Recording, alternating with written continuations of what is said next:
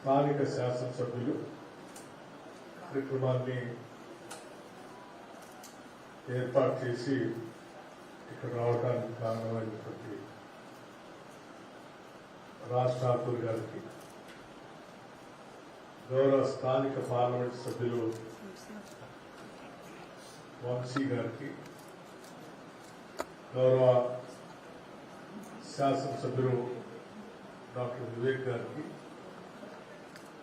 గౌరవ శాసన మండలి సభ్యులు పెద్దలు మాజీ మంత్రివర్యులు శ్రీ జీవన్ రెడ్డి గారికి, గౌరవ శాసనసభ్యులు విజయరామరావు గారికి, గౌరవ శాసనసభ్యులు వేణుసాగరరావు గారికి, గౌరవ శాసనసభ్యులు లక్ష్మణ్ కుమార్ గారికి, గౌరవ ప్రోటోకాల్ చైర్మన్ గారు హారకర వేణుగోపాల్ గారికి, అట్లాగే గౌరవ minimum wages board chairman Janak Prasad గారికి, అట్లాగే ప్రకాష్ రెడ్డి గారికి, చైర్మన్ గారికి,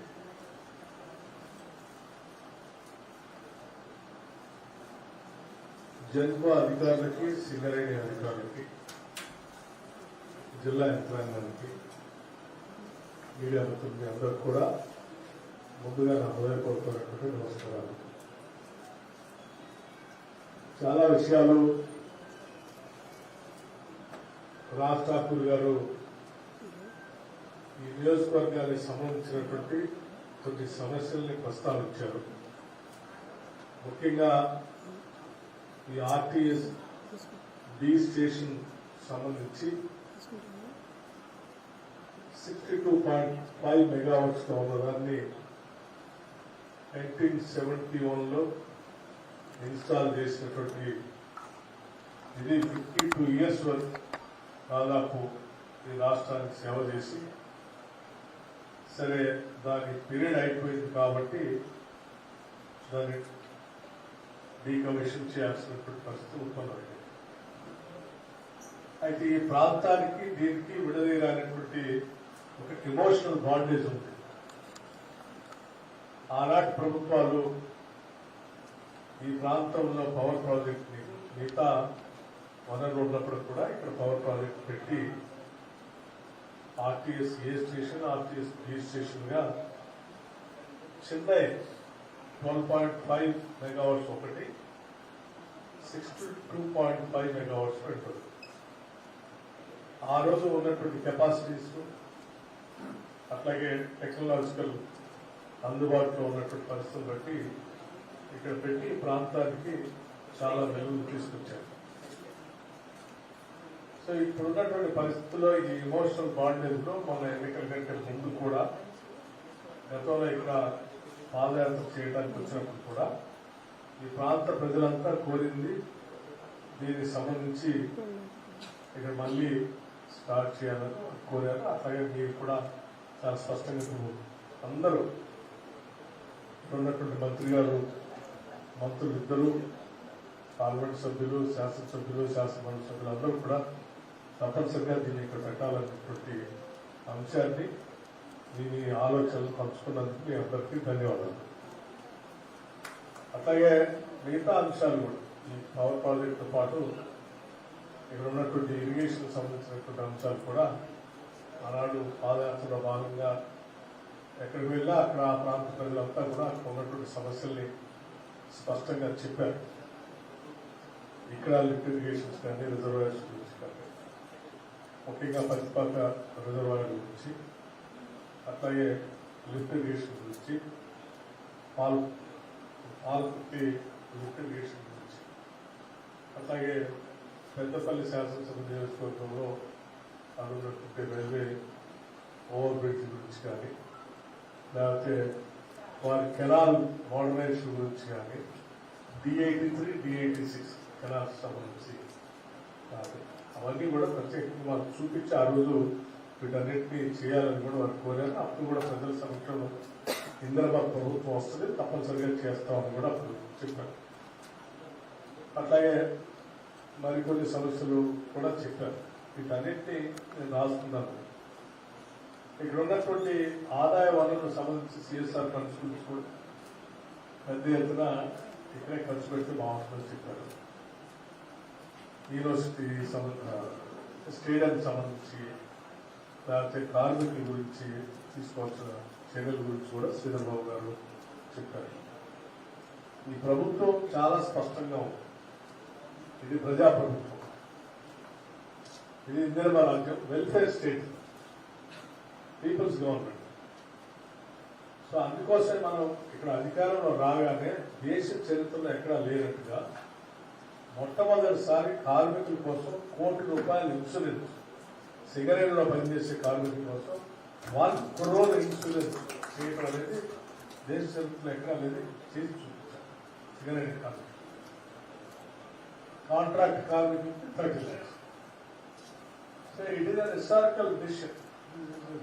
అంటే ప్రభుత్వానికి కార్మికులు బాగా చూడాలనేటువంటి సంకల్ప బలంగా చేయాలి. వారు చెప్పినట్టు ఎస్, క్యాంటీన్స్ అన్ని హైజీనిక్ గా ఉండాలి. ఆరోగ్యానికి సంబంధించి తప్పనిసరిగా ఆల్ క్యాంటీన్స్ మోడరైజేషన్ చేయడానికి ప్రత్యేక చర్యలు తీసుకోవటమే కాకుండా అవసరమైతే మెకనైజేషన్ కూడా చేసి హైలీ హైజీనిక్ గా ఉండేటట్టుగా తీసుకోవాల్సిన చర్యలు కూడా తీసుకుంటాం. స్టేడియంకి సంబంధించి నేను తప్పనిసరిగా పరిశీలన చేస్తాను. కానీ మీ అందరికీ ఇంకో మాట కూడా చెప్తాను. మీ అందరి ఆలోచనల మేరకే రాష్ట్ర వ్యాప్తంగా ముఖ్యంగా సింగరేణి కాలనీస్ పరిధిలో ఉన్నటువంటి శాసనసభ్యులు, మంత్రులు అందరూ ఉన్నారు కాబట్టి శాసనమండలి సభ్యులు కూడా, పార్లమెంట్ సభ్యులు కూడా ఉన్నారు. మీ అందరి సమక్షంలో రాష్ట్ర కేబినెట్ అందరం కూడా చర్చించి మనం ఈ రాష్ట్రం తీసుకొచ్చిందే నిరుద్యోగ యువత కోసం కాబట్టి ఆ యువత కోసం మన ప్రభుత్వం తరఫు నుంచి నోటిఫికేషన్ ఇచ్చినటువంటి ఉద్యోగాలకు సంబంధించినటువంటి నిరుద్యోగ యువకులు వారు తర్ఫీదు పొందడానికి హైదరాబాద్ దాకా రాకుండా ఆయా శాసనసభ నియోజకవర్గాల్లోనే కోచింగ్ సెంటర్స్ ఉండేటట్టుగా ఒక వ్యవస్థను ఏర్పాటు చేస్తే బాగుంటుందని చెప్పి రాష్ట్ర మంత్రి మండలి మొత్తం, ముఖ్యమంత్రి రేవంత్ రెడ్డి గారితో సహా మంత్రి మండలి మొత్తం ఆలోచన చేసి doctor BR Ambedkar knowledge centres ప్రతి శాసనసభ నియోజకవర్గంలో ఒకటి శాంక్షన్ చేసి అక్కడే అక్కడ ఉన్నటువంటి నిరుద్యోగ యువత అందరికి కూడా కోచింగ్ ఏర్పాటు చేయాలనేటువంటి ఒక విధానపరమైన నిర్ణయం కూడా తీసుకోవడం జరిగింది. సో మీరు ఇక్కడ ఉన్నటువంటి మంత్రులు, శాసనసభ్యులు, స్నేహితులందరికీ నేను విజ్ఞప్తి చేసేది ఏంటంటే, మీరు ఈ నియోజకవర్గాల్లో వెంటనే మీరు స్థలాన్ని కనీసం 300 గజాలు తగ్గకుండా, 300 స్క్వేర్ యార్డ్స్ తగ్గకుండా సాధ్యమైనంత మేరకు డిగ్రీ కాలేజీలోనో జూనియర్ కాలేజీలోనో మీరు ఆ ల్యాండ్కి సంబంధించి పర్టికులర్స్ అన్ని మీరు పంపించగలిగితే మా ఆఫీస్లోనే ఇది ప్లానింగ్ డిపార్ట్మెంట్ చూస్తూ ఉంది. సో కృష్ణ భాస్కర్ గారు స్పెషల్ సెక్రటరీ కూడా ఉన్నాడు. మీరు మీ సంబంధించిన మీ ల్యాండ్ డీటెయిల్స్ పంపించేస్తే వెంటనే శాంక్షన్ చేసి ఇది నో టైం, మీరు ఎప్పుడు పంపిస్తే అప్పుడే, ఎంత త్వరగా వీలైతే త్వరగా పంపించగలిగితే మన ప్రాంతంలో ఉన్న నిరుద్యోగ యువత అందరికి కూడా ఈ సెంటర్స్ ప్రాధాన్యత ఏంటని కూడా చాలా మంది అడుగుతారు. అంటే హైదరాబాద్ లో రాష్ట్ర హెడ్ క్వార్టర్ లో best of the best available coaching ఇచ్చేటువంటి లెక్చరర్స్ లో, టీచర్స్ లో ఐడెంటిఫై చేసి అక్కడ నుంచే ఆన్లైన్ లో పాఠాలు morning 10 to evening 5 o'clock periods ముందే డిక్లేర్ చేసి పాఠాలు అక్కడి నుంచి వాళ్ళు చెప్తా ఉంటే ఇక్కడ క్లాస్ రూమ్ లో కూర్చొని ఆ సబ్జెక్టులకు సంబంధించి ఇక్కడ నుంచే నేర్చుకోవచ్చు. అవసరమైతే డౌట్స్ ఉంటే కూడా అడగటానికి 2-way సిస్టమ్ టెక్నాలజీ కూడా వాడతాం. ఇది చాలా పెద్ద ఎత్తున ఉపయోగపడే కార్యక్రమం కాబట్టి మీరు టేకప్ చేయవలసింది కోరుతున్నాం. ఇక మిగతా సరే, ఈ ప్రాజెక్టుకు సంబంధించి బయట చాలా మంది ఇక్కడ ఉన్నటువంటి కార్మికులంతా ఎదురు చూస్తున్నారు కాబట్టి మీ అందరి ఆలోచనలు తీసుకొని ఆ ప్రజల సమక్షంలో ఏం చెప్పాలో మీరు అందరూ చెప్పింది వాళ్ళకి చెప్పి ఈ ప్రభుత్వం కూడా ఏం చేయాలనుకుంటుందో కూడా అక్కడ చెప్దామని చెప్పి అనుకుంటున్నాం. కాబట్టి దాంతోపాటు సరే ఇరిగేషన్ ప్రాజెక్ట్ సంబంధించి మీరు అతిపాక రిజర్వాయర్ గురించి చెప్పారు. శ్రీధర్బాబు గారు బాగా తెలుసు, పొన్న ప్రభాకర్ గారు కానీ లేకపోతే ఇక్కడ ఉన్న శాసనసభ్యులు కానీ బడ్జెట్ ప్రిపేర్ చేసేటప్పుడే ఆ రోజు ఈ ప్రాంతంలో ఇరిగేషన్ ప్రాజెక్ట్స్ ఈ శాసనసభలో ఏవైనా అనౌన్స్ చేసినా వాటన్నిటి పేరు మళ్ళీ తెచ్చుకుని దాంట్లో ఇంక్లూడ్ చేసి బడ్జెట్ లో ప్రకటన కూడా చేశాం. బడ్జెట్ ప్రసంగంలో కూడా ఈ పత్తిపాక రిజర్వాయర్ పేరు కోసం